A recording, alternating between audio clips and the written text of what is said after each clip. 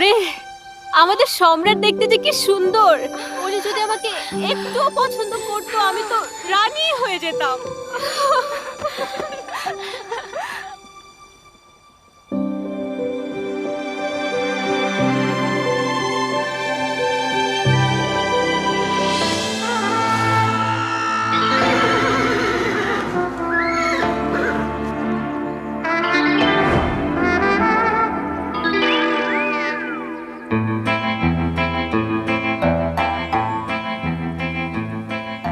মহারাজ, আপনি 2 ঘন্টা যাবত একটানা বই পড়ে যাচ্ছেন। আপনার স্বাস্থ্যের কথা ভেবে বলছি।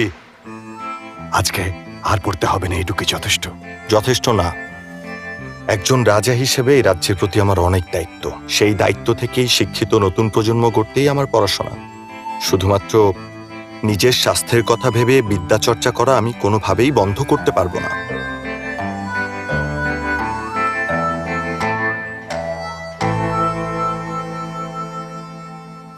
আমি গেঞ্জাম করে পানিতে পড়তে গেছিলাম আর হয়ে গেলাম মেয়ে।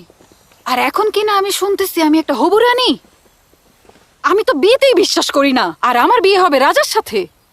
ভাবো, রানী হব মানে নিশ্চয়ই আমি রাজ পরিবারের। আপনাকে কি এখন গোসলের পানি দিব রাজকুমারী? মালিকাই বলো, তাড়াতাড়ি বলো।